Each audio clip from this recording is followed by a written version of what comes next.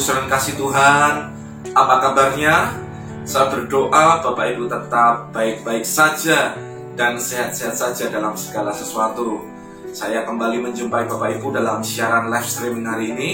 Saya Pastor Elisa Adi dari JKI Miracle Community Church ingin menyapa Bapak Ibu, dan kita akan sama-sama belajar tentang kebenaran firman Tuhan. Bapak Ibu, kalau kemarin kita belajar tentang bagaimana kita finishing well, menyelesaikan pertandingan atau perlombaan iman kita, saya mengulas 3 hal yang harus kita lakukan, yaitu kita harus melepaskan beban dan dosa yang merintangi. Yang kedua, kita harus tetap berfokus kepada Yesus. Dialah yang memimpin iman dan membawa iman kita kepada kesempurnaan. Yang ketiga, kita harus bertanding dengan tekun. Artinya, jangan keluar dan mudah menyerah dari pertandingan iman yang harus kita selesaikan. Nah, hari ini saudara, kita akan membahas tentang satu topik kebenaran, yaitu dengan judul pengkhianat yang dipulihkan. Saudara, kenapa tiba-tiba tema ini muncul? Karena saya melihat di Alkitab ada orang-orang tertentu, mereka yang sudah meninggalkan Tuhan, bahkan menyangkali Yesus, tetapi Tuhan tetap mengasihi dia dan memulihkan hidupnya. Bahkan dia menjadi rasul yang hebat, yang dipakai Tuhan dengan luar biasa. Siapa dia? Tentu kita semua tahu, dialah Rasul Petrus. Nah, kita belajar bagaimana seorang pengkhianat, seorang penyangkal ini bisa dipulihkan Tuhan dengan luar biasa. Apa yang Yesus lakukan. Dan tentunya saya berdoa buat semua Bapak Ibu sudah menyaksikan siaran live streaming ini. Mungkin ada di antara engkau yang pernah berkata, aku pernah menyangkali Yesus, aku pernah meninggalkan Yesus. Biarkan kebenaran ini menjadi kekuatan buat kita. Ataupun mungkin ada orang-orang di sekeliling kita, mereka yang mungkin malu karena mereka sudah meninggalkan Yesus, untuk mereka kembali datang kepada Tuhan. Nah, ini waktunya Bapak Ibu memberi jawaban buat mereka, karena Yesus pun tetap mengasihi mereka kalau mereka balik dan berbalik kepada Tuhan. Saudara, Petrus adalah seorang rasul yang hebat. Dia bahkan disebut sebagai pemimpin rasul yang lain. Tetapi Petrus telah gagal total. Dia menyangkal Yesus 3 kali. Bahkan dia dengan sumpah serapah dan kutukannya bahwa dia tidak mengenal Yesus. Padahal dia murid Yesus, saudara. Padahal beberapa jam sebelumnya, Petrus ini bahkan dia mendeklarasikan, dia menyatakan cintanya yang besar kepada Yesus. Bahkan dia sambil menunjuk kepada murid-murid yang lain dengan berkata, sekalipun mereka ini meninggalkan Yesus, aku tidak akan sekali-kali meninggalkan engkau. Bahkan dia berani berkata, sekalipun di penjara ataupun mati, saya mau dan rela. Tetapi saudara, pernyataan dia kemudian mengalami yang namanya tantangan. Ada sebuah ujian. Waktu Yesus ditangkap, saudara, akhirnya semua muridnya mulai tercerai-berai. Bingung, saudara, karena Yesus sebagai pemimpin besar mereka ditangkap dan harus dihadapkan kepada pemimpin agama waktu itu. Tiba-tiba Petrus di hadapan seorang pelayan wanita muda yang bertanya, bahkan berkata kepada dia, aku melihat orang ini bersama-sama dengan Yesus. Apa yang dikatakan Petrus kepada wanita muda ini? Dia berkata, aku tidak mengenal dia. Bahkan sampai 3 kali dia menyangkal Yesus, aku tidak kenal Yesus. Fakta yang sepele ini membuat Petrus yang tadinya sangat radikal, bahkan punya sebuah cinta yang coba dihadapkan, tiba-tiba menjadi orang yang menyangkalinya. Dia menjadi orang yang ketakutan. Bahkan apa yang dilakukan Petrus sebenarnya sama halnya dengan apa yang Yudas Iskariot lakukan, yaitu mengkhianati Yesus. Nilainya sama, saudara. Petrus menyangkal, Yudas menjual Yesus. Cuma apa yang membedakan 2 hal ini? Dari 2 pribadi. Yudas harus menggantung diri mati dalam penyesalannya tanpa sebuah pengampunan dosa. Tapi Petrus mengalami pemulihan daripada Tuhan. Nah, proses pemulihannya seperti apa? Saudara, ketika orang menyangkal, orang melakukan kegagalan, orang melakukan kesalahan, tentu dalam batinnya ini ada sebuah perasaan yang bersalah, terintimidasi, bahkan dalam perasaan dalam hatinya itu berkecamuk, saudara. Merasa tidak enak. Apalagi Yesus sudah mengingatkan akan Petrus ini.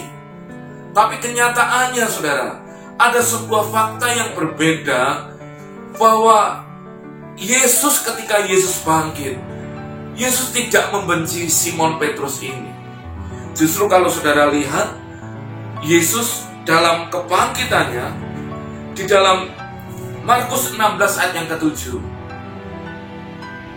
ada firman yang disampaikan kepada murid-murid yang waktu itu sedang menjenguk kepada kubur Yesus.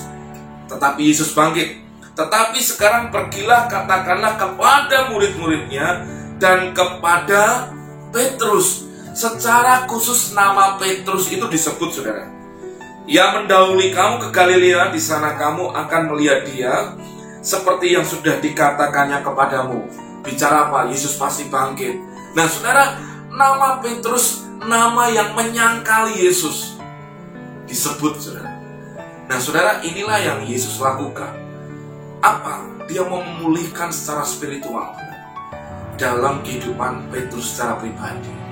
Yang lain disebut secara jamak, tetapi khusus Petrus yang menyangkali Yesus 3 kali, yang mengkhianati Yesus. Justru Yesus berkata, sampaikanlah kepada Petrus. Artinya bicara apa? Saudara, kepada orang-orang yang sudah menyangkali, Yesus tahu hatinya Petrus. Yesus tahu hatinya orang-orang yang mengkhianati dia. Dan pengorbanannya di atas kayu salib itu sebenarnya ingin menebus orang-orang yang menyangkali dia untuk kembali datang kepadanya. Kenapa Yudas tidak dipulihkan? Karena Yudas terburu-buru, harus bunuh diri, mati, menggantung diri. Tapi Petrus, saudara, dalam terintimidasinya hatinya dia disebut Tuhan, dan dia mengalami pemulihan di sana. Selanjutnya, saudara, di 1 Korintus 15 ayat yang kelima dikatakan bahwa ia telah menampakkan diri kepada Kefas. Siapa Kefas itu? Kefas itu adalah Petrus dalam bahasa Yunani, saudara. Dan kemudian kepada ke-12 muridnya. Jadi, saudara, ada perjumpaan yang secara khusus di mana Yesus menjumpai Petrus secara pribadi, saudara. Nah, sebenarnya perjumpaan ini untuk apa? Memulihkan kehidupan rohani daripada Petrus yang sudah menyangkali Yesus ini. Saudara, berapa banyak orang di luar sana mereka sudah meninggalkan Yesus, bahkan mengkhianati Yesus, tetapi mereka merasa terintimidasi karena gereja sepertinya menutup pintu atas mereka. Gereja sepertinya sudah menolak memberikan sebuah kartu merah kepada mereka. Tetapi sesungguhnya kalau kita tahu akan kasih Tuhan, ternyata Tuhan dengan tangan yang terbuka kepada orang-orang seperti ini, tetap Tuhan ingin memulihkan hati mereka untuk supaya mereka kembali datang kepada Dia. Petrus dipulihkan, saudara. Hatinya dipulihkan. Perjumpaan dia dengan Yesus memulihkan hati Petrus. Itulah restorasi-restorasi, itulah pemulihan-pemulihan awal yang Yesus lakukan kepada kehidupan Petrus. Apa yang dialami oleh Petrus untuk dia mengalami pemulihan daripada Tuhan, sampai seorang penyangkal ini, pengkhianat ini dipulihkan oleh Tuhan. Ternyata waktu Yesus disalibkan, murid-muridnya tidak tahu apa yang harus dilakukan, saudara. Lalu apa yang dilakukan Petrus? Karena Petrus merasa yang paling berdosa, dia kembali untuk menjadi nelayan. Karena profesinya dia adalah sebagai nelayan pada awalnya. Nah, justru ketika Petrus kembali menjadi seorang nelayan, murid-murid yang lain pun mengikuti apa yang dilakukan oleh Petrus ini. Nah, tiba-tiba Yesus menampakkan diri kepada murid-muridnya yang ada di sana. Saudara perhatikan ini. Waktu Yesus berkata kepada murid-muridnya, "Hei anak-anak, adakah kamu lauk? Mereka tidak mengenali suara Yesus itu dan tidak mengenali pribadi itu, saudara. Lalu Yesus berkata kepada mereka, tebarkanlah jalamu, dan akhirnya mereka mengikuti instruksi Yesus Dan mereka akhirnya mendapatkan sejumlah besar ikan. Apa yang dilakukan Yesus ini mengingatkan ketika awal mula murid-murid Tuhan ketika mereka semalaman mereka tidak menangkap ikan. Saudara, Yesus pun yang memakai perahu mereka akhirnya berkata kepada mereka, tebarkan jalamu. Dan akhirnya mereka menebarkan jala dan mereka mendapatkan banyak ikan sampai jala mereka koyak. Apa yang dilakukan oleh Yesus terhadap mereka? Apa yang diperkatakan Yesus kepada mereka? Hal yang sama untuk mengingatkan ketika pertama kali Tuhan ingin memakai mereka untuk menjadikan mereka murid-muridnya. Saudara, ini akhirnya mengingatkan. Maka salah satu murid Tuhan, yaitu Yohanes, sadar akan perkataan itu. Lalu dengan spontan dia berkata, itu Tuhan. Saudara bisa melihat ketika reaksi murid-muridnya melihat bahwa itu Tuhan, maka apa yang dilakukan oleh Petrus? Petrus, saudara, kalau dia nggak dipulihkan hatinya, kalau tahu itu Tuhan, maka dia akan melarikan diri, saudara. Karena dia orang yang menyangkali Yesus. Tapi kenyataannya diceritakan dalam Yohanes 21 itu adalah bahwa Petrus mengambil pakaiannya dan berlari ke arah Tuhan. Ini membuktikan apa? Kerinduan hati Petrus untuk ketemu Yesus itu besar. Karena hati daripada Petrus sudah dipulihkan oleh Tuhan. Saudara, seorang pengkhianat tiba-tiba dipulihkan. Justru Yesus bertanya kepada Petrus, apakah engkau mengasihi aku lebih daripada mereka ini? Saudara, Petrus menyadari dan sudah sadar bahwa kasihnya gagal. Bersandar kepada dagingnya membawa dia kepada kekecewaan dan penyesalan sampai dia harus menyangkali Yesus.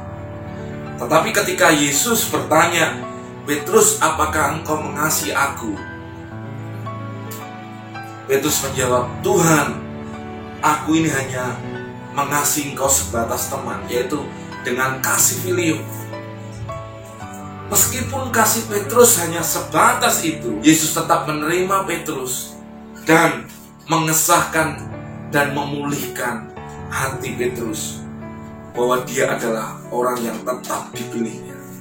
Saudara, Petrus pernah gagal, dan seberapapun besar kegagalan tidak merubah pilihan Tuhan kepada Petrus ini.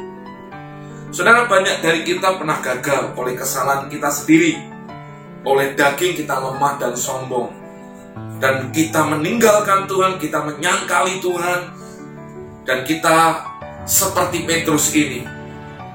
Anda boleh menyesal, tapi jangan terus menyesali diri Anda sendiri terlalu lama. Pandanglah kembali kepada Yesus, saudara.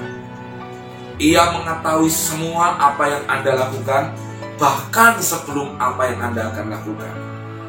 Karena Ia Tuhan yang Maha Tahu, bahkan mengetahui keterbatasan manusia kita. Hal yang sama, waktu saudara kembali datang kepada Yesus, Tuhan mengampuni hidupmu, Tuhan juga akan memulihkan hidupmu. Sama seperti Petrus, seorang pengkhianat yang dipulihkan oleh Tuhan. Saudara, bahwa kasih karunia Tuhan itu jauh lebih besar daripada kegagalan saudara. Ini waktunya saya mengundang Bapak Ibu Saudara, engkau yang pernah gagal dalam hidupmu, engkau yang pernah mengkhianati Yesus, engkau yang pernah menyangkal Yesus. Ini waktunya untuk kita kembali kepada kasih karunia Tuhan.